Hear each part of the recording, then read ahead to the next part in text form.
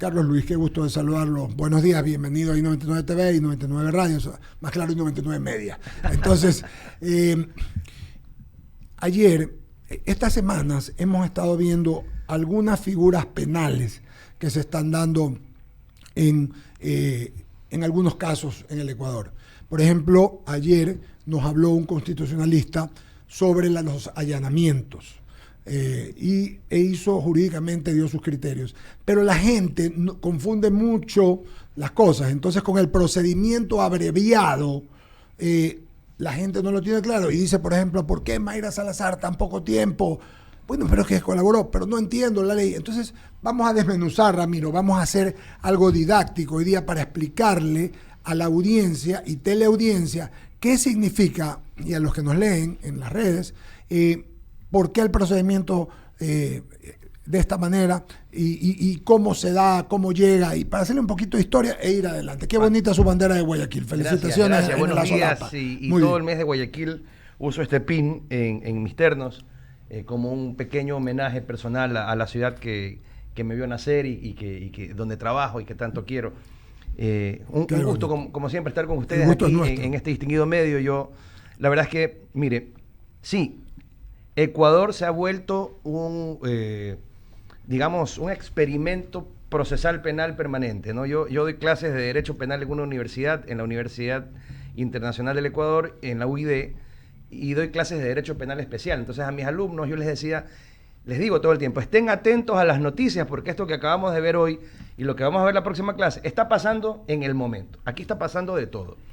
Y a mí me parece, desde la perspectiva académica, bien porque eso quiere decir que el derecho penal ecuatoriano está evolucionando hacia primero funcionando y segundo evolucionando hacia los estándares del primer mundo. Nosotros vemos y no nos sorprendemos cuando en España, en Europa, una persona que ha evadido sus impuestos es citado a comparecer ante la justicia, no le allanan la casa, no lo detienen, no lo dejan preso, le ponen una multa, lo llaman a comparecer, acepta su responsabilidad, paga una multa y la historia se acabó. Eso se llama proporcionalidad.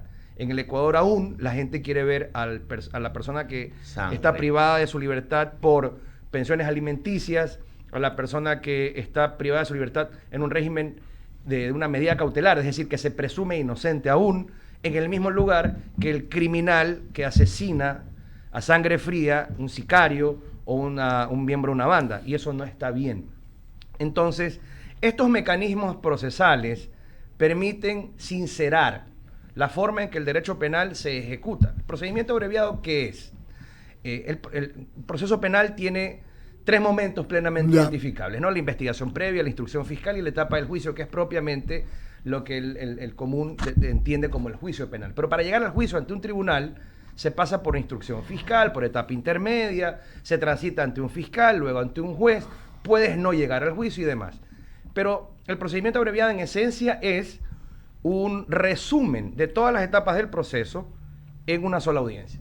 Y eso obviamente, ¿qué implica? Implica que el Estado ecuatoriano deja de invertir recursos económicos. Parémonos allí. En la es decir, lo que se hace en 3 fases se hace en uno solo. Que muchas veces duran años. Sí, señor. Muchísimos años, sí. Se hace cuando el procesado se compadece con la situación procesal, se sincera y dice, bueno, cometí un error. El ser humano puede cometer un error. Y es producto de ese error y del reconocimiento de haber cometido un error que la Fiscalía también puede, porque ojo, no está obligada, a aceptar llegar a un procedimiento abreviado. Este procedimiento es una delación, ¿verdad? ¿Es una especie de delación? Es o implica aceptar responsabilidad en el hecho que se le atribuye. Exacto. O sea, puede haber una colaboración eficaz. Puede o puede no haber una colaboración. Claro. Es bien al lugar tu pregunta. Claro, ¿para qué sirve la colaboración eficaz? Que realmente se llama cooperación eficaz. Es para negociar una mejor reducción de pena, porque el procedimiento abreviado implica que el fiscal acepta la voluntad del procesado y le dice, está bien, vamos directo al juicio, tengo los elementos y tú admites tu responsabilidad. Te cabería una pena de 10 años de prisión, pero si tú me cooperas con información para continuar con la investigación respecto de los demás, podemos hablar de una pena de hasta, no menos, es decir, el una reducción de hasta... No le puede imponer una pena menor del 20% de la pena. Hasta ahí puede llegar. O sea, 10 años 2. Así es. Ya. Yo Así es. Una vez me detengo, y perdónenme amigos, estamos tratando de hacerlo lo menos Didáctico. jurídico, lo más didáctico, por eso pregunto. Entonces, ok, en una sola se hace todo. Y ahí viene, podríamos decir, llamarlo delación. Ahí vendría cuando el delator delata y dice, esta es mi colaboración, y pasa a ser una La colaboración delación eficaz. es una figura, digamos, un concepto genérico. Genérico. Sí, probablemente se refiere a los informantes. A los informantes, Correcto, exacto. pero sí. Solo me detengo ahí, perdón, Eduardo. Dale. La delación puede ser sin que haya un proceso. También. Mira, entonces que es buenísima la esta, sin También, proceso, ok. También. Entonces, sin duda, una de las cosas que le va a importar a la fiscalía es lo que diga el procesado. Y eso es lo que llamamos delación o confesión, la declaración. Pero no nos olvidemos que el proceso penal no solamente se nutre del testimonio, de la prueba testimonial, sino que también se nutre de información Los que hoy en día materiales. además transita por los medios electrónicos copiosamente, mensajes de WhatsApp, correos electrónicos. Hay otras plataformas que hemos empezado a entender que existen y se utilizan para interactuar. Las que tenían códigos, ¿no? Las que tenían Qué códigos. bárbaro, eso yo no sabía hasta Yo que... tampoco sabía, yo Tampoco. llegué a conocer de algunas, Sí. pero luego entendí que habían otras. Entonces, el procedimiento abreviado es uno de los tipos de procedimiento que contempla el Código Orgánico Integral Penal. Hay un procedimiento ordinario, aquel que usted va a la fiscalía por una denuncia, se abre una investigación, luego si hay mérito se pasa a la instrucción, luego si hay mérito se pasa al juicio ante un tribunal penal. Ese es el procedimiento ordinario. El abreviado, literalmente, abrevia todo en una audiencia. Es decir, el procesado admite, el fiscal acepta y el juez tiene que también aceptar finalmente. O sea, tiene que ponerse de acuerdo Claro. el juez y el fiscal. No es Así que es. solamente es el fiscal, No. solo tiene que ponerse de acuerdo. Y pregunto, ¿y la información que va a dar la persona que va a hacer la delación o que delata o que da el La procedimiento? valora la fiscalía. Es la fiscalía la que valora si es que es o no es importante. En función de que es quien ejerce la titularidad de la acción pública. Queda penal. clarísimo. Carlos Luis, antes de que esté en vigencia el nuevo código de procedimiento, el código penal, la pesca milagrosa nacía del juez, que le llegaba la noticia crímite o una denuncia y embarcaba a todo el mundo. El proceso cambió y se fue al fiscal, es el que hace la investigación, y el juez es el que decide. Tú hablaste en una de las respuestas que le diste, Eduardo, de la proporcionalidad que debe haber. Los jueces muchas veces se van por lo que dice el fiscal, que no guarda proporción con el personaje. Por ejemplo, y voy a ser infidente, el doctor Miguel Macías Hurtado, presidente de la Corte Suprema, en algún momento, ya cuando había dejado el cargo, me contó que a él nunca se le ocurrió dictarle una orden de prisión a Alberto Ají, porque jamás hubiera pensado que un vicepresidente en ejercicio podía fugarse del país. Eso era un acto de prudencia, era un acto de proporcionalidad. Pero vino después el otro presidente, Carlos Solórzano Acosta, y se la dictó. Estoy yendo a un hecho de muchos años atrás, porque no quiero circunscribirme en algo que puede estar pasando ahora. ¿Qué prudencia, qué proporcionalidad, qué tacto debe de tener un magistrado para saber en qué momento ordena o no la prisión preventiva de alguien que está siendo investigado? Bueno, el juez actúa en derecho y está obligado, en primer lugar, por la Constitución, que impone la obligación de entender a la privación de libertad, a los medios que privan la libertad, en este caso la prisión preventiva, como una decisión de última ratio, como lo conoce la doctrina. De última ratio. ¿Cuáles son las primeras? Cualquiera que no prive de libertad debe preferirse, a menos que se reúnan ciertas circunstancias. Y ahí hemos visto el grillete electrónico, la presentación periódica, la prohibición de salida del país, el arresto domiciliario del que se abusa porque no debería darse como se da, y otras medidas, ¿no? Pero sí, la prisión preventiva tiene estándares muy altos, están contenidos, en primer lugar, están garantizados en la Constitución como una última medida, como una medida de última ratio, es decir, que el juez debe tomarla siempre que no tenga otra alternativa. Pero no solo la Constitución, sino también el Código Orgánico Integral Penal, que fija las reglas para imponer la prisión preventiva, entre las que yo, en mi experiencia profesional, le puedo decir con certeza, el 90% y más de los casos no se reúnen los requisitos ante el juez y termina siendo una decisión subjetiva. La fiscalía suele y puede pedir. ser subjetiva. No puede ser. Eso es ilegal. Y por eso hay un montón de prisiones preventivas que son ilegales, que son impugnadas, que son revocadas finalmente y otras que no lo logran. Porque el factor político obviamente... ¿Son revocadas por un juez de alzada o es un recurso horizontal? Por un juez de alzada. Yeah. El juez horizontal que ha tomado una decisión la puede revisar, pero si ha tomado una decisión que no se compadece con la realidad, que no se compadece con los fundamentos de hecho y de derecho, probablemente la va a sostener porque no lo habrá hecho por mérito de la ley, por mérito de las circunstancias, sino por otras cosas. Otra pregunta, ¿cuál es la diferencia entre un allanamiento y un acto urgente? Es lo bueno mismo, que eso se aclare. ¿Es lo mismo o hay alguna diferencia? Hay una relación de continencia.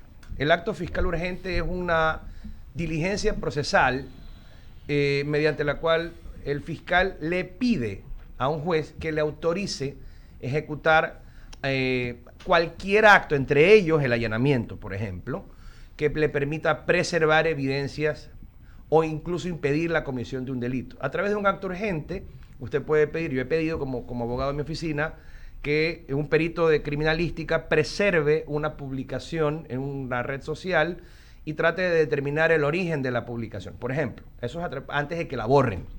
Por eso es urgente. Y es sin embargo de ser fiscal, el fiscal pide, el juez es el que ordena, no el fiscal. A través del acto fiscal urgente, una de las técnicas especiales de investigación, que es como se llama el allanamiento, por si acaso, está en el allanamiento, las escuchas. Técnica especial de investigación. El allanamiento es una de las técnicas. ¿Qué presupuestos deben de constituirse para que un fiscal pida y un juez ordene? Bueno, hablando en sencillo. Debe ser necesario el allanamiento. Entonces, por ejemplo... Si hay la voluntad del proceso... Yo sí voy a particularizar, me lo voy a permitir. El allanamiento a las empresas del alcalde Aquiles Álvarez es totalmente innecesario. El desperdicio de los recursos públicos destinados a la seguridad... Lo dijo él aquí. Policías, armas, camionetas, para pedir documentos, realmente es innecesario. Y eso implica una idea de que la fiscalía está pescando a río revuelto, buscando cualquier cosa que pueda encontrar, y ese no es el destino de un allanamiento, ¿no? El destino del allanamiento parte de la evidencia o del indicio que se hace suponer que existe evidencia de un delito. Sin menoscabar el derecho a la información, este tipo de acciones de la fiscal en cooperación o con decisión de un juez, ¿tienen la necesariamente ser publicitadas? Porque también un acto como estos va y atenta contra la buena imagen de alguien que está siendo simplemente investigado y que no necesariamente es culpable. No tiene nada que hacer la fiscalía dibujando logos y promocionando su trabajo a través de técnicas de marketing. Es lamentable, no es la primera vez, alguna vez caló bien, ¿no? Y parece que les ha gustado la idea de promocionar los casos. Entre el encuentro y el caso encuentro para hacerle daño a la línea de marketing político. ¿Qué acción tiene una persona que se siente lastimada? Por ejemplo, como guayaquileño. A mí sí Espérame un ratito, antes de que conteste, pero es que es importante para no perdernos. Es decir, y seguimos con lo que tú dices, Ramiro, es decir, ¿te parece que es una figura penal de la que se está abusando? Es lo que te quería antes que... El allanamiento. Permanentemente. Ya, eso era. Permanentemente. Hacen allanamientos para buscar información, documentos. Si usted quiere un documento, lo puede pedir. El allanamiento... Y frente a como te piden que vayas a hacer una declaración voluntaria y a la tercera te combinan con la fuerza pública, la puedes pedir en primera instancia, presénteme todo lo que tiene. Por supuesto. Me recuerdo que estando siendo presidente Guillermo Lazo hicieron un allanamiento a Carondelet, algo que era de la época de Lenín Moreno. El ministro Javier Vera no quedó detenido, lo detuvieron después. Y le allanaron la casa, sí, con policías, con policías del GOE, con fusiles de asalto. Sí. Decenas de policías, sí, además. Sí. ¿Cuál es el justo medio? ¿Cuál es el Esa límite? Por eso pregunté eso. ¿Cuál es? El allanamiento es cuando es necesario. Es decir, cuando es necesario ir con 10 policías del GOE armados con fusiles de asalto, cuando puedes suponer que te van a responder con armas, por ejemplo. Pero un fiscal también puede tocar la puerta con una orden de allanamiento, tocar la puerta, no tiene que tumbar la puerta necesariamente, tocar la puerta y pedirle a una persona, señor, necesitamos esta información en este momento, colabore y entréguela. Pero se dan el gusto de filmar estas diligencias, promocionarlas en redes sociales, asustar a los menores de edad que viven en la casa, las esposas, las empleadas, los empleados de la casa, a veces personas mayores de edad, sufren estos ataques del poder público que en algunos casos han parecido injustos e innecesarios. Algunos casos. Sí, es que yo también, por eso Ramiro ese es el justo medio, porque en algunos casos, sobre todo los relacionados a los lleves en política, por ejemplo, que atentan contra la sociedad, porque es un tema, ahí nunca pasaba nada, pues los juicios demoraban eternamente. Entonces, en algunos de esos casos estaba justificado. En otros, porque de alguna manera a la gente sí le preocupa eso, o sea, la gente se queda con psicosis, Debe haber mesura con esas cosas y lo principal en todo esto es la objetividad. Totalmente. ¿Qué objetivo puede ser o qué tan objetiva puede ser una persona o una institución llamada obligada a hacerlo cuando dibuja logos que son destinados a causar un daño reputacional? No solo eso. Y la presunción de inocencia. ¿Y dónde está? A ver, ¿y dónde está? ¿Qué tan objetivo va a ser para Hace poco se sancionó a una periodista por hacer mofa con el himno nacional. Esto no es menos grave. Así es. Y viene desde una autoridad pública. Así es. Entonces, ¿qué acción puede tener un ciudadano? Y yo digo quien representa a la ciudad, el mismo alcalde, no solo de decir, ¿sabes qué? Esto no está bien. Alguna responsabilidad debe de haber. Bueno, porque no se puede jugar con los símbolos de la ciudad de esa manera, tampoco, ¿no? Pienso yo que hay un daño moral. Pienso yo que pueden haber daños y perjuicios también. Porque parece haber cálculo político en todo esto. Y eso es donde, ¿qué hace la Fiscalía involucrando a la política en sus actos cuando se presume o se supone que está queriendo combatir la corrupción en la política? No puedes combatir la corrupción en la política politizando la justicia. Es absurdo, no tiene ni sentido. Judicialización de la política. Pero esto pasó tanto, sobre Pero todo no 10 bien, años. pues, Eduardo. No, y era verdaderamente terrible. Y yo vi que esto había mejorado, pero actualmente lo que noto es un abuso de todas estas figuras, ¿no? Así como en el derecho, lo que dices tú, con el procedimiento abreviado, ha evolucionado, ¿verdad? Y enhorabuena por lo que tú dices. También en lo otro hay que ponerle límite, como también hay que ponerle, parece que la Corte Constitucional ya dictaminó al tema de los habeas corpus, pues, ¿no? Salió el otro día hasta el loquito que estuvo en la asamblea, que le dieron chance para hablar, va a hablar con un juez y quiere presentar porque le dio la gana un habeas corpus, o sea... Verbal, ahí en media audiencia. Se puede, pero el espíritu de la norma es otro. Es otro. Y quieren abusar de eso. Es algo que debemos normar, ¿no? No, la Corte Constitucional yo vi que normó. Ha normado, hay una resolución que fija... el abuso del derecho, ¿no? De estas acciones de protección que se presentan durante los fines de semana, en la madrugada, en jurisdicciones ajenas al hecho, con la finalidad de buscar el acercamiento con un juez conocido o probablemente conocido para que te dé la razón. ¿A cambio de qué? Evidentemente hay corrupción en eso y eso tiene que parar. Pero la Corte ya ha hecho su trabajo. Exacto. Un abuso no se cura con otro abuso. Esa es la realidad. Así es. Entonces la Fiscalía tiene la obligación de ser objetiva. Y yo creo que lo que vale en este punto, de pronto, sería reconsiderar lo que se ha hecho. Porque lo puede hacer. Eliminar ese logo que ha diseñado en este caso en particular. Porque no tiene ningún fin objetivo o científico penal, sino más bien parece que tuviera un fondo político. Además que lesiona... A mí como guayaquileño a mí me fastidia. A mí me parece discriminatorio, por decirlo ofensivo. menos. Y ofensivo con la ciudad. Muy bien. No me parece bien lo que ha pasado. Solo saludamos a Javier Segarra, hermano, gusto de saludarte, ¿cómo estás? Buenos días. Y sigue ahora el viejo periodista, Alberto le iba a decir, Bolito Enrique San Martín. Señor.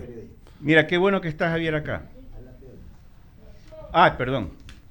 Nuestras entrevistas son retransmitidas por OnePlus TV a través de la página www.oneplus TV, canal 14 CNT, canal 14 de Extreme, canal 14 y 514 de Claro y todos los streamings.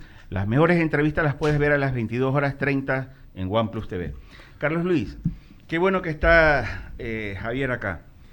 Cuando hacíamos, Javier, terrorismo, mira esa palabra. Vea eso. Periodismo en territorio. Terrorista, cuidado, no, mejor ni hablo. Oye, Borren eso, por favor. borremos eso. Periodismo en territorio. Créelo que muy pocas veces se convocaba a la prensa para allanamientos. De igual manera no habían tantos allanamientos. Bolo, perdóname un ratito, no, tú sigues, porque Carlos Luis, también está Julio César Cueva, que lo invitamos, está en el Zoom, para hablar de este mismo tema. Queremos 2 penalistas. Quiero saludarte, Julio César, por favor, estás al aire. Buenos días. Buenos días con todos. Saludos, Carlos Luis. Un gusto hola. compartir esto contigo. Muy bien, entonces seguimos con Enrique y luego volvemos para hacer un... Siga usted. Interesante estamos hablando. Mira, entonces te digo, no había esa espectacularidad que llamo hoy en día de la Fiscalía. Porque para toda cosa mínima, que obviamente es trascendente, pero lo que te quiero decir es que llaman a los medios, convocan a los medios a ver que eres redes sociales, eso comienza a reproducirse de una manera espectacular. Y te digo, hay una exacerbación, si se quiere, de los hechos, de los casos, porque también hay lo dijiste hace un momento, ¿no? El hecho de realizar allanamientos a veces hasta por si acaso, por las dudas, cuando hay otras maneras, pues. ¿Cuántas veces cuando nos decían cubrir en algún hecho, lo que se hacía nada más era solicitar la información correspondiente y se entregaba? Nada más. Eso es por un lado. Y por la otra, qué abuso de todas estas medidas como sustitutivas, es lo que el tema de esta mesa, Eduardo. Nosotros hoy día vamos a hablar del procedimiento abreviado, pero nos metimos a hablar. Las medidas cautelares y voy una más que señalaste tú, el arresto domiciliario. Créelo, si tú vas con esa medida de arresto domiciliario a los Estados Unidos, te van a preguntar, ¿y eso qué es? ¿Cómo se llama? Porque sabes tú perfectamente, y también para Julio, que nos está viendo, Carlos Luis, allá la persona que comete un delito va a la cárcel. Ay, no, pero es que tiene 70 y pico de años, que ya es una persona que ya... No. Y hay historias incluso que luego se hicieron novelas y luego se hicieron hasta series, de personas que están cumpliendo su condena más allá de las discapacidades, más allá de la edad. Entonces, definitivamente, en estos momentos, el tema de la justicia es una interpretación de los jueces, una interpretación del abogado defensor, es una interpretación del fiscal o los fiscales. Y créemelo, no hay una especie de nivel estándar. Hay un abuso extremo, como te dije hace un momento, hay una espectacularidad. Y en mala suerte, ojo, de a quien le pongan bajo la lupa, chao. Yo quiero en este punto compartir algo que estoy seguro Julio César va a estar de acuerdo conmigo como prestador de un servicio, ¿no? Somos abogados, tenemos clientes, transitamos por el servicio judicial y permanentemente yo he identificado numerosos problemas, pero yo creo que todos se pueden resumir en esto que tú nos decías. No hay una unidad de criterios sobre ninguna de las cosas que se actúan en la justicia. Entonces, tú no tienes la certeza, que es el equivalente a la seguridad jurídica, de con qué locura va a salir un juez. Exacto. Entonces, tú dices, bueno, y detrás de todo esto, la sensación de impunidad que tiene la ciudadanía, que exige, sin conocer las reglas, sin conocer los procedimientos, cosas que no corresponden.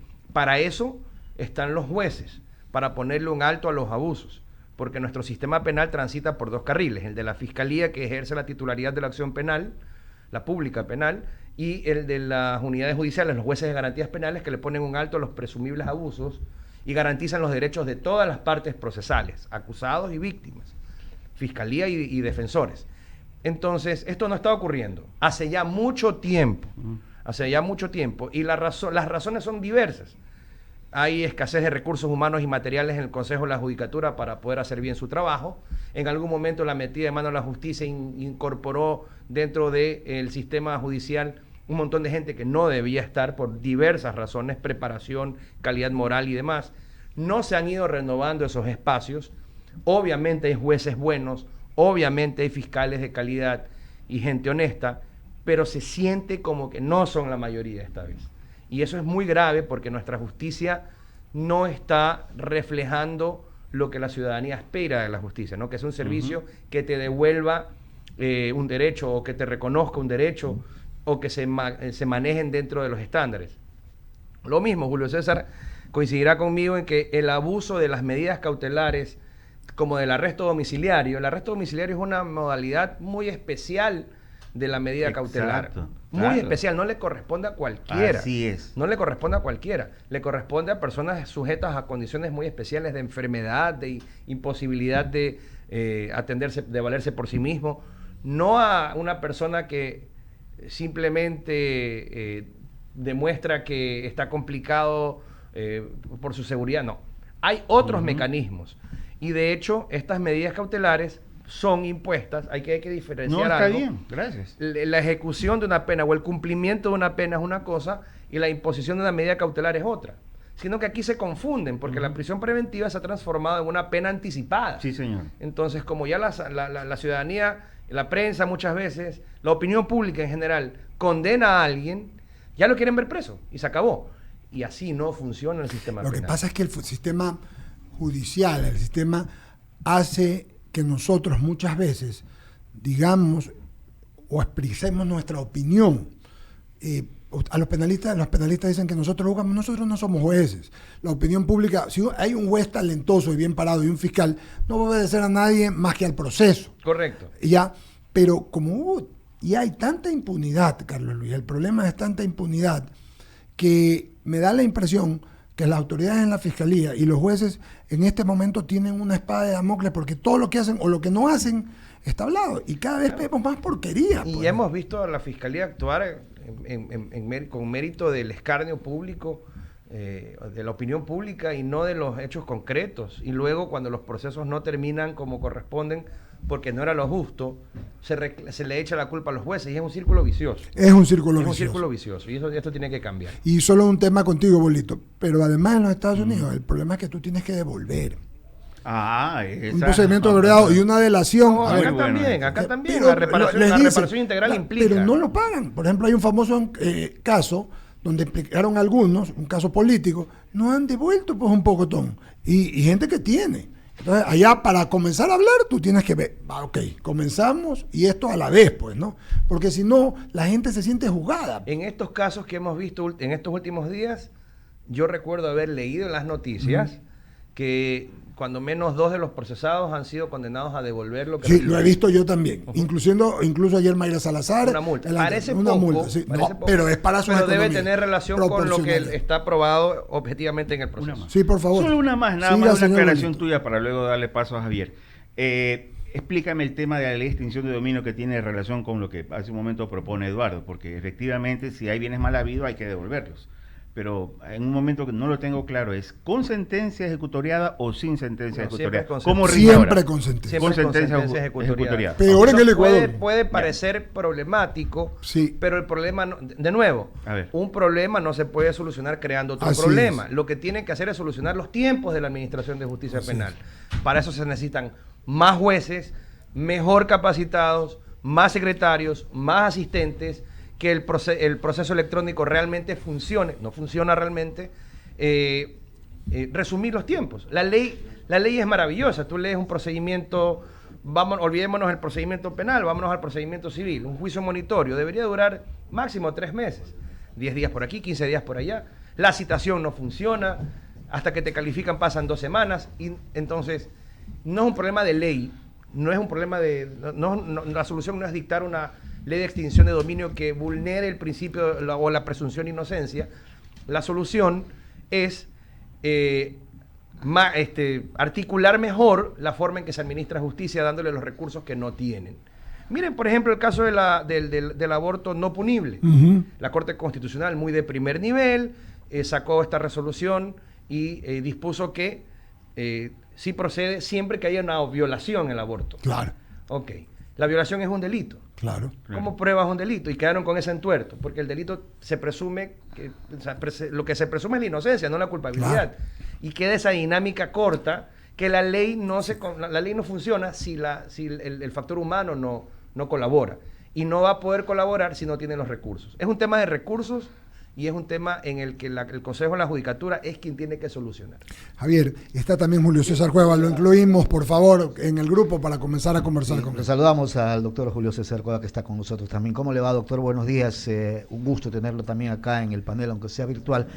Pero todo este análisis que hemos hecho, doctor Cueva, refleja que aquí el problema central es la administración de justicia en nuestro país, porque las medidas existen, los códigos están establecidos en cada uno de sus artículos, estableciendo la responsabilidad en el caso o en los casos que se puedan presentar. Pero ¿no cree usted que es el sistema judicial donde fallamos en el Ecuador, doctor? Buen día nuevamente.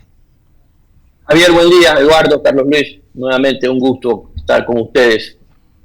Bueno, casualmente estos últimos días, y es el motivo por el cual no he podido acompañarlos personalmente, he vivido muchas de las cosas que lo he escuchado decir a Carlos Luis, esto de que a usted lo estigmatizan, le tumban la puerta, le hacen un logo, le venden a la gente la idea de que usted es culpable, y ya cuando van al juicio, pues ni chicha ni limonada. De hecho, van y pasan es vergüenza, porque se dan cuenta de que todo lo que le vendieron a la gente no es verdad. Pero eso no lo salen a contar a la gente, pues no salen a decirle: nosotros, Fiscalía, la verdad es que hicimos las cosas mal, y más bien pedimos disculpas públicas. No insisten en el error, ¿verdad? Y después, como dice Carlos Luis, con bastante acierto, con todo el acierto del mundo, le echan la culpa al juez, y así no funciona. El sistema judicial no funciona porque está politizado. Mientras usted no cambie la forma en que se constituye el Consejo de la Judicatura, usted no va para ninguna parte, porque tiene una génesis política. Entonces le exigen, por ejemplo, probidad notoria. Vaya, pregunte, pues, cómo le fue al señor Terán. Entonces, y a otros tantos.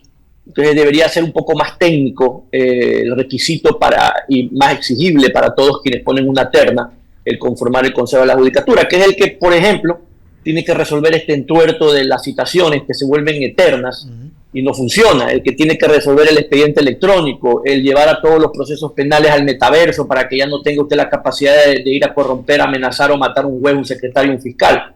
Pero como no hay la voluntad política, por una razón muy simple, el momento en que usted acabe con eso y tenga todo en la virtualidad, por ejemplo, y el expediente electrónico, se acaba la corrupción, y de esa corrupción vive tanto los que delinquen con el tráfico de drogas como los que delinquen con el tráfico de influencias.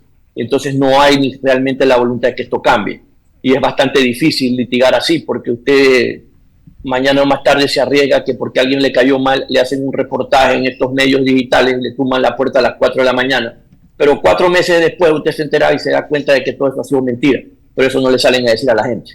Ahora, ¿cómo logramos que haya esa probidad notoria en cada uno de los integrantes de la función judicial? Porque esto de que está politizado no es de ahora, doctor. Esto lo venimos escuchando desde hace 30, 40 años atrás. Hay una frase muy clave que siempre se ha dicho políticamente hablando: por esta única vez le vamos a meter la mano a la justicia, y con esa frase hemos venido año tras año, década tras década, y seguimos hablando de lo mismo. ¿Hay un mecanismo real como para decir aquí tenemos jueces probos o no, doctor? Sí, claro. Tenemos que acabar en la mayor medida posible con aquellos parámetros de valoración que son subjetivos. Eso de la probidad notoria es una alcahuetería sin nombre, porque, por ejemplo, eso de que los 15 años de experiencia que nunca se cumplen. Yo conozco gente que tiene título hace 30 años, nunca en su vida ha pisado un juzgado, porque se han dedicado a la empresa, se han dedicado a muchas otras cosas. Entonces esos 30 años no están en la práctica y por lo tanto no conocen la realidad del sistema judicial, cómo lo pueden resolver. Si usted me pregunta qué es lo que debe haber, por ejemplo, no debería haber esto de la probidad notoria.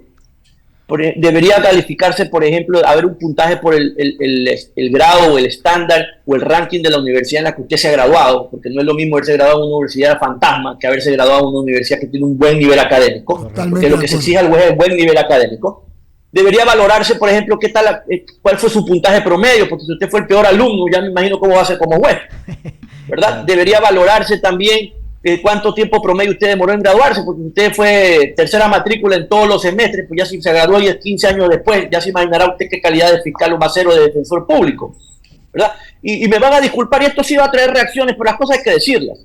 En esto específicamente considero que eso de darle un punto porque yo me autocalifico indígena y otro porque tengo una discapacidad, vaya a ver usted si realmente la tiene, porque esos títulos, esos carnets de capacidad son falsos, creo que 4 de 3. No debería ser un elemento de valoración, porque a usted no lo están calificando por una discapacidad física, no lo hace a usted menos inteligente, y lo que se está valorando es su conocimiento y su inteligencia para ser juez. ¿Qué tiene que ver que usted sea afro? No se está valorando el color de su piel eso no tiene nada que ver con su inteligencia para ser fiscal o para ser defensor público, para ser juez. Entonces, todas estas distorsiones absurdas que hacen que no siempre vayan los mejores, porque hay excepciones, hacen que el sistema no funcione. Ahora, si usted quiere irse más atrás, tiene que mejorar el nivel académico de las universidades, porque esa es la materia prima para que usted sea un funcionario público, porque ahí normalmente, y bueno, todos salen de ahí, porque usted necesita título de abogado. Todos necesitan título de abogado. Entonces, si usted no cambia los parámetros y los convierte en lo más objetivos posible, esto va a seguir pasando. Ahora, también pasa por una idiosincrasia, ¿verdad? En donde el juez cree que debe el favor a quien lo ayudó a llegar, y entonces pues está comprometido. Mientras usted no cambie esa mentalidad tercermundista, usted puede tener el mejor concurso del mundo, no va a funcionar. ¿Okay? Y también se necesita una ciudadanía medianamente culta, porque a veces la gente por quien arranchó el celular lo quiere 40 años en la cárcel, y no funciona así. Y se deja vender humo en las redes sociales, y entonces ya no hay juez que se quiera ir contra las redes sociales. Entonces usted tiene una justicia paralela, una justicia mediática, y después cuando se dan cuenta que eso no funcionó y que realmente usted es inocente, nadie le va a restituir su reputación y su buen nombre. Y desgraciadamente de eso se ha aprovechado mucho la fiscalía, desgraciadamente, que yo lo he dicho y lo vuelvo a repetir, se ha convertido en una fiscalía de Twitter y TikTok. Increíble, doctor, y en eso justamente se lo pregunto a usted, Carlos Luis. El nivel académico de las universidades del país tiene que ser tal, en el sentido de que aquel alumno que se va a graduar o estudia Derecho y se gradúa para abogado, tiene que ser un hombre que realmente tenga esa capacidad, esa inteligencia, porque si no, como bien decía el doctor Cueva, pasarán 15 años y se podrá ser abogado, pero ¿y qué calidad o qué inteligencia o qué materia gris tiene como para poder desarrollar un cargo de enorme... Me encanta que haya tocado este tema, porque coincido 100%. De hecho, he asumido el reto de ser docente. Te quita tiempo, no te retribuye. No retribuye nada, como corresponde. Javier y mi hijo Eduardo, lo mismo, Ramiro en su momento. Sí. Todos realmente es solo por amor al arte. Pero si no nos dejamos de quejar y hacer algo al respecto, no vamos a cambiar las cosas. Entonces, ¿qué he visto yo como docente? Y lo digo con el respeto a mis alumnos. Cuando yo estudié Derecho, había una rigidez mayor en el aspecto académico que ahora. Igual nosotros. Resulta que inclusive estoy hablando de la escolaridad, no solamente las universidades. Sí, es que el problema todo viene de allá. tema que transita por el aula es investiguen en internet y traigan y presenten. Y los profesores muchas veces no te dicen nada. Estoy hablando de la escolaridad. Luego las universidades también deben elevar su nivel. Yo conozco el caso de un familiar que estudia Derecho aún, empezó sus estudios en una universidad pública de Guayaquil y tuvo que salir porque tenía que pagar para dar los exámenes a los profesores. No le puedo creer. Entonces, es una porquería. Y eso viene pasando años, por si acaso. Por eso le digo, hablemos las cosas como son. Así es. Y también, y de pronto hay un gran mercado de nuevas universidades que dan derecho. Sí. Y está bien, me parece excelente, pero habrá que ver cómo han preparado sus pensum, qué nivel de profesores tienen, porque la preparación de un profesional del derecho debe ser muy rígida y estricta. Y tengo 2 hijas que están estudiando derecho, me consta personalmente que pese a que he tratado de que estén en las mejores universidades que pueda, yo pagar y que ellas puedan estar, no es lo que era antes. Hay profesores que sí guardan el nivel, pero hay otros que dejan mucho que desear.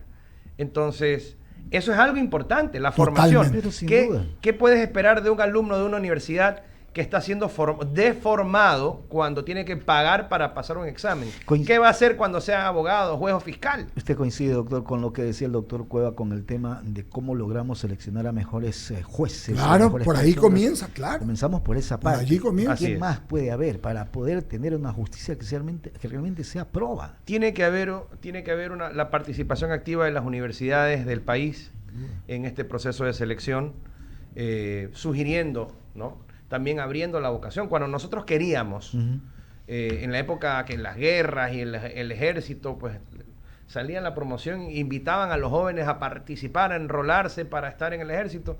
Eso no hay acá. No hay, la carrera judicial ya no existe como era, como hubo en alguna época, y resulta que las universidades participan muy poco en esto. Entonces, hay universidades que pues dicen, no, yo en materia penal no me involucro, y entonces enseño no, las universidades deben ser integrales, deben ser centros de análisis y científico. Y Les voy a dejar boteando una pregunta tanto a usted como al doctor Cueva. Qué raro. Sí. ¿Ustedes aceptarían participar para ser jueces o fiscales? No. Doctor Cueva, ¿Qué ¿usted? dices tú, Carlos Julio? No pagan lo suficiente. Julio César. ¿Qué dices tú, Julio César? Doctor de Cueva. aprecio me tenía como para hacerme una propuesta como esa. Javier Segarra fue, no yo. Por eso digo Javier, no dije Eduardo, dije Javier. La verdad es que no. No. La verdad es que no por muchísimas razones. No es que considere que no tenga el conocimiento, No. pero creo que Carlos Luis va a coincidir conmigo. Ser juez hoy por hoy, primero, es un demérito, cuando en otras partes del mundo es un honor. Por eso usted ve que a los jueces le dicen Your Honor. Hablemos con franqueza. La remuneración que a usted le dan para el esfuerzo que usted tiene que hacer no justifica, pero lo que menos justifica es el riesgo que usted corre frente a una judicatura politizada, una fiscalía de redes sociales y una comunidad completamente ignorante en temas legales. Entonces usted lo que va realmente es al sacrificio, y créame que no es que va a hacer una gran diferencia. A lo que sí me comprometería es hacer parte de algo grande que implique una reforma integral en todos los sentidos a la función judicial. En eso me metería completamente de lleno, porque si es para hacer una transformación integral, siempre van a poder contar conmigo, porque creo que eso es lo que realmente necesita la justicia. Julio César, Ramiro Cepeda te saluda. Le voy a hacer un comentario indecente que yo lo presenté la semana pasada, que se ríe, y que justo va en la línea de lo que usted dice. ¿Qué es lo que yo haría? ¿Y cuál es la reforma que yo propondría? A la academia le pido 100 nombres de elegibles, porque ustedes dos han dicho no si van en la situación actual, pero si termina siendo un honor, es decir, que ustedes dos más 98 que van a formar un banco de lo mejor que tiene la República, va a una selección, y miren lo que voy a decir que no tiene nada democrático, a una selección directa de una sola persona de responsabilidad. Tendríamos que escoger bien a un presidente de la República que seleccione esos 100 y que esos 100 sean investigados totalmente, y que de ahí se escojan, creo que son 21 magistrados ahora de la Corte Suprema, correcto, y se les dé toda la responsabilidad del caso. ¿Sabe qué? Ustedes escogen a los jueces inferiores en un proceso de cooptación y se los nombra vitalicios. Pero hay que reformar... Hay que reformar muchas cosas. Eso para la Corte Suprema. Para la Corte Suprema hacia abajo. Y por supuesto, yo no sé si ustedes van a coincidir conmigo, pero el Consejo de la Judicatura, en mi razón de ser, no tiene motivo de funcionalidad. Creo igual. La Corte Suprema puede nombrar un director administrativo, algunas cosas, y manejarse así. Como era antes. Como era antes. Yo no sé, cuando el arquitecto Sixto Durán Ballén, creo que fue en el gobierno de él, el Congreso escogió 10, la presidencia 10, y no me acuerdo quién es más. Se escogió una buena corte. Correcto. Ahí estuvo Miguel Macías, Héctor Romero, Carlos Julio Rosemeno, Zabala Vaquerizo, que duró 2-3 semanas, pero hubo gente que sí aceptó. Hoy, yo los entiendo a ustedes. Es casi como que le pongan al lado de Fito a ustedes, pues también, ¿no? La verdad que sí, es así. Sí, pero yo también veo, ¿no? Y esto, el problema es que, seamos claros, cuando tú vas a hacer hoy, si tú harías hoy un remesón en la corte para los jueces, el problema es quién los evalúa, pues. Los evalúa la judicatura, ellos mismos los pusieron, los protegieron y les obedece. Hoy. Entonces, quien debería hacer la evaluación es la academia. ¿Cuántas facultades de jurisprudencia hay en el país? ¿Qué serán? ¿25? No, ¿30? Más. Pero Ramiro. ¿Y cuántas que vale la pena? Julio 10. César. Sí. ¿Cuántos dices? Julio César. No, debe haber muchas más. Bueno, Debe ya, haber muchas lo más. que digo el es- problema no es cantidad, Eduardo, el problema no es cantidad, es calidad. Por eso, no, lo que te estoy Es diciendo calidad. es que debe de, vuelvo a repetir, ¿no? El caso, como dije siempre, que para juzgar o para que la policía tenga lo que se llama en Estados Unidos Internal Affairs, eso no debe ser juzgado por los mismos policías, sino por un equipo de la fiscalía que esté dedicado a eso. Igual acá, Ramiro, es la academia la que debería exigir a los jueces exámenes para saber si tienen conocimientos o no, porque realmente, y ustedes lo acaban de Nadie decir, mejor que la academia conoce a su gente. y la academia no te va a negociar nada, porque la academia cambia siempre. Y la segunda parte, no menos de $10,000 de un salario Es más. que es caro. real. No puedes. No puedes tener una vida porque tienes demasiadas tentaciones. Y Así hace años es. en el gobierno de Borja, yo hice una investigación cuando reporteaba. Un juez ganaba menos que un guardia del Banco Central. Mira, En la Y época por de último, Borja. mire, Y a sigue ver, siendo así. también sincerándose un poco, ¿no? Ya, vamos. Puede ser un proceso de, no sé, pues de darle algo, de regresarle algo al país, un proyecto de 5 o 10 años y uno lo podría aceptar, porque la oficina queda, tu equipo puede mantener el estudio y lo demás. Pero pensarlo siquiera, cuando vivimos desde este lado del escritorio, las dificultades que los jueces tienen. Hoy en día tienes que ir a la unidad judicial con una resma de hojas como una moneda de cambio para que te despachen. increíble. Te lo piden por providencia.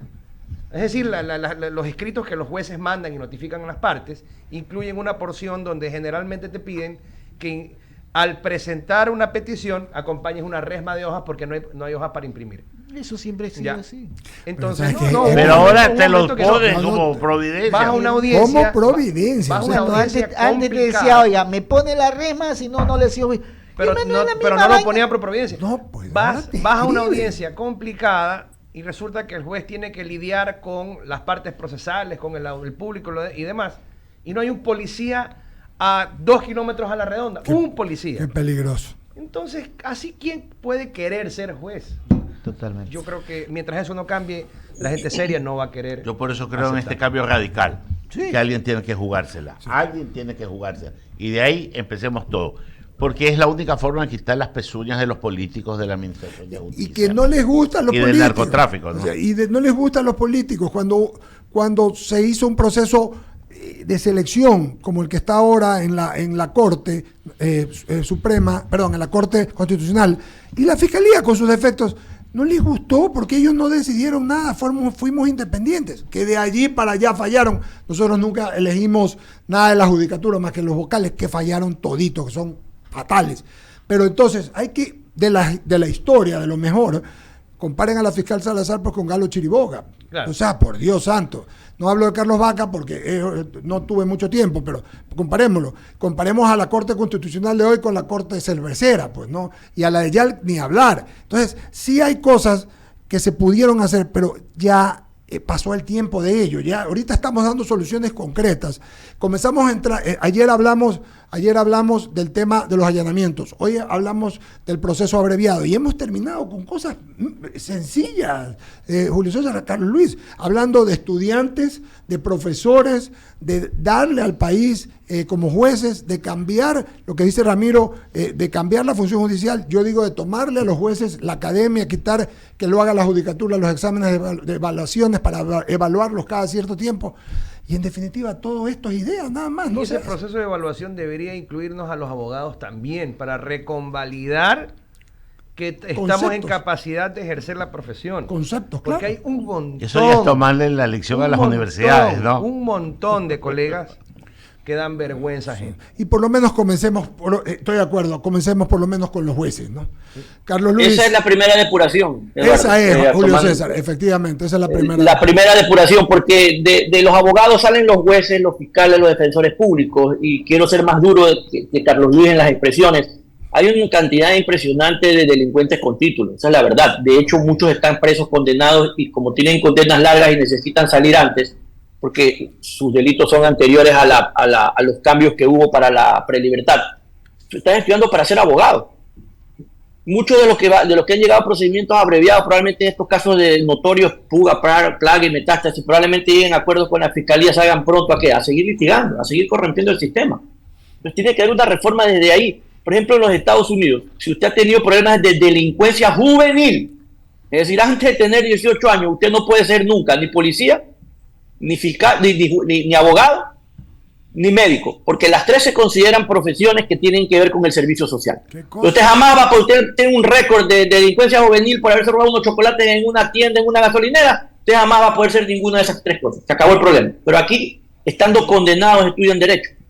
Entonces, imagínense la calidad de personas que tenemos litigando, corrompiendo permanentemente el sistema. Porque el que está acostumbrado, que primero no tiene conocimiento, porque pasó por la universidad, pero la universidad no pasó por él, y que además ha vivido toda la vida de corromper el sistema, cuando salga, ¿usted de verdad cree que va a ponerse a aprender para litigar en derecho? Eso no existe. Entonces hay que tener también la posibilidad de sancionar, incluso con quitarle la posibilidad de litigar a alguien de por vida si la gravedad de sus delitos es de esa magnitud. Sin esto de que no es que el derecho al trabajo, perdónenme, nadie le impide trabajar, lo que se le impide es corromperse. Si no, imagínense, yo mañana me dedico al narcotráfico y digo que me están impidiendo la libertad de empresa, que soy un exportador pero de harina, manda harina para allá y manda harina para acá.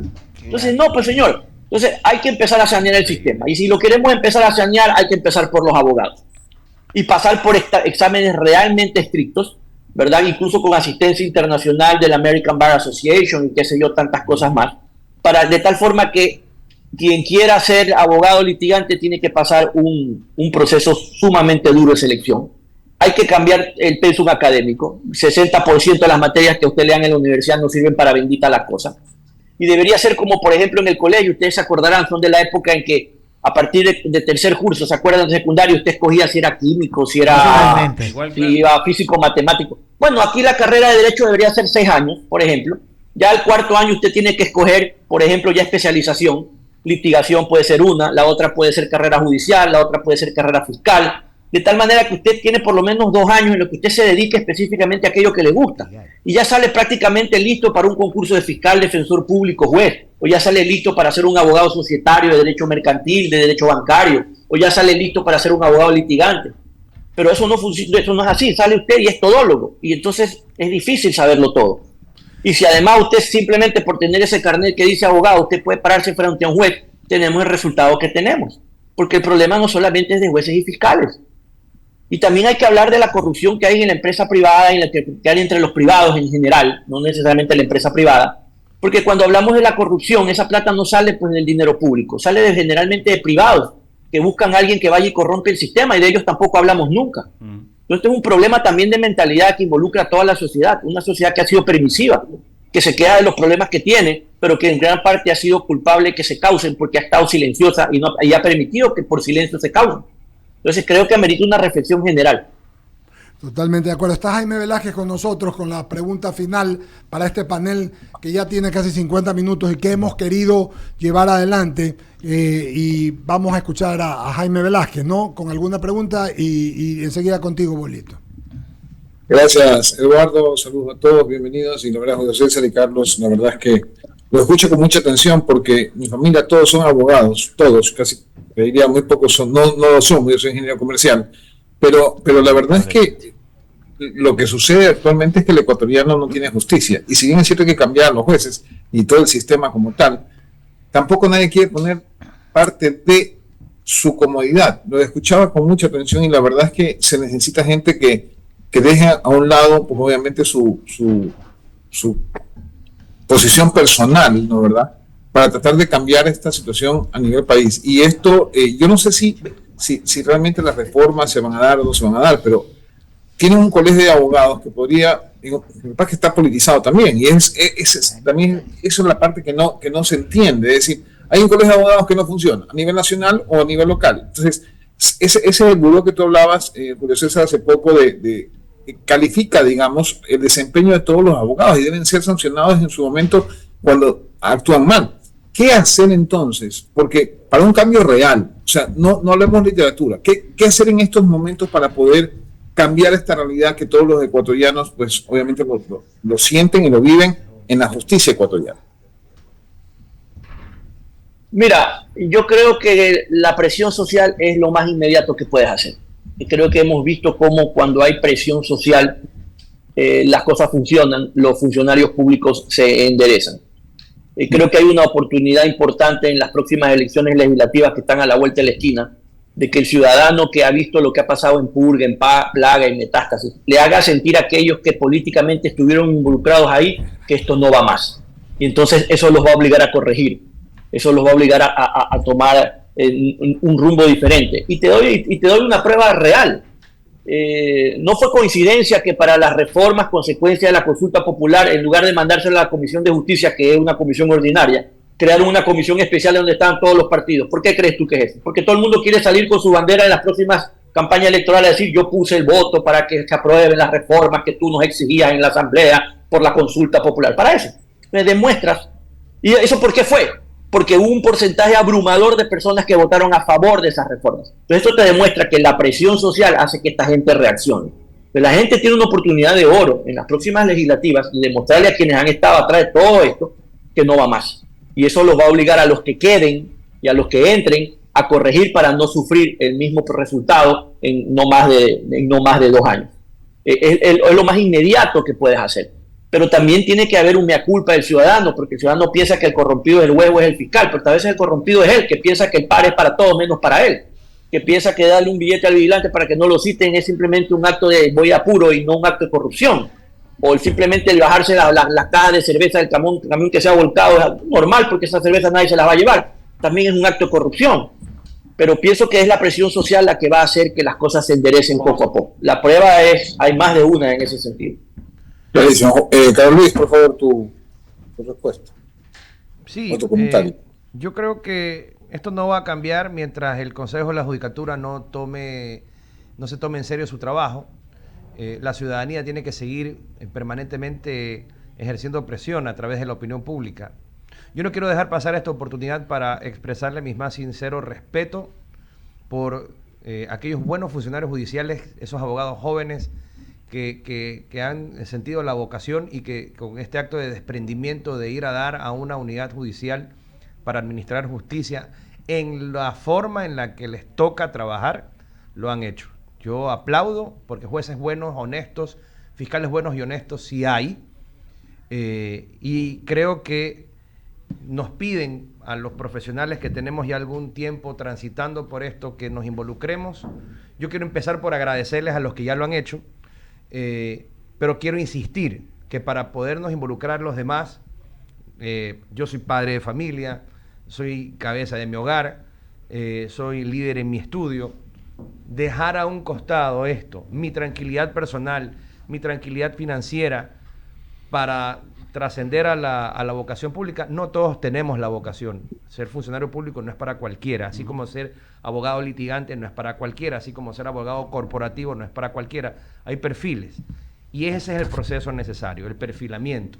El perfilamiento surge de la sociedad a través de, en este momento, de un gobierno que propugna por la cultura de la legalidad, pero que como que faltan acciones para que eso sea verdaderamente un hecho concreto.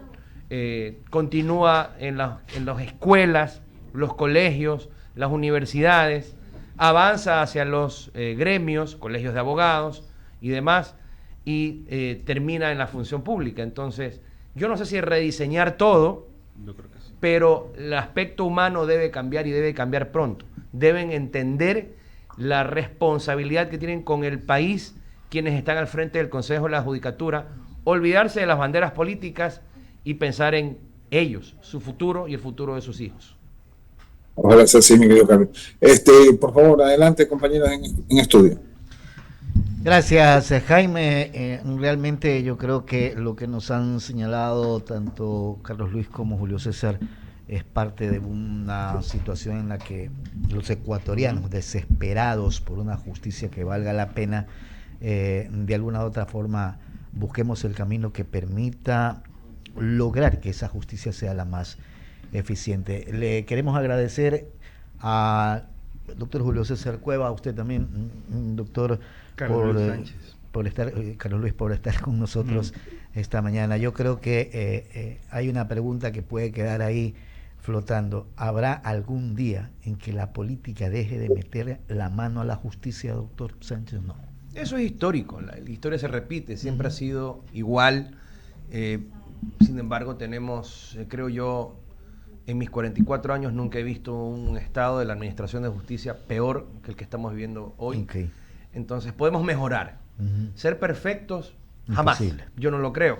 El humano es perfectible y la justicia es perfectible porque es una construcción humana, pero debemos luchar permanentemente para que esto se acerque a la perfección, que sea lo mejor que pueda ser, como hace algunos años era, ¿no? Claro. Cuando menos llegar hacia un estándar razonable, donde casi tengas la certeza de que en algún momento se va a hacer justicia en tu caso. Doctor Cueva, ¿cree usted que algún día podremos lograr esa justicia que tanto anhelamos los ecuatorianos? Es un camino bastante largo, pero algún día hay que comenzar, y tiene que comenzar con cada uno de nosotros, porque si esperamos que lo hagan los demás, pues eso no va a pasar, y es algo de cada ciudadano, el exigir la justicia, pero también el ser conscientes que empieza por nosotros en lo que es la legalidad, respetar, ¿verdad?, la legalidad en todos los aspectos, no solo cuando me están viendo, no solo cuando hay una cámara, no solo cuando hay un funcionario, un policía al lado mío. Y así es como poco a poco usted va creando una cultura de legalidad que finalmente hará que esto que todos anhelamos funcione como tenga que funcionar. Y también reconocer que la justicia no es perfecta. En todas partes del mundo hay problemas, pero no como los que nosotros estamos viviendo. Y debemos retomar el rumbo, porque cada vez estamos peor. Y eso no es la idea, sino que cada vez estemos mejor. Queremos agradecerle a los dos destacados juristas por haber estado en este panel. Gracias, doctor Cueva. Y usted también, doctor Sánchez, porque la verdad que lo que buscamos es eso, el criterio, la opinión y el camino que tanto necesitamos en el Ecuador para, de una vez por todas, no llegar a lo máximo, pero sí a lo mínimo de la corrupción o de la tergiversación judicial que se pueda dar en determinado momento. Gracias nuevamente. Que tengan un buen día. Gracias a ustedes por permitir poner este granito de arena. Gracias a ustedes. Son las 9. Gracias, buen día, doctor Cueva. 9 de la mañana con 24 minutos. Solamente Recuerden, para Javier y nuestra audiencia, que nuestras entrevistas son retransmitidas por OnePlus TV a través de la plataforma www.oneplus.tv, canal 14 de CNT, canal 14 de Extreme, canal 14 y 514 de Claro, y todos los streamings. Las mejores entrevistas las puedes ver a las 22:30 en OnePlus. Bien, vamos nosotros al corte. Vamos al corte, regresamos. Sí.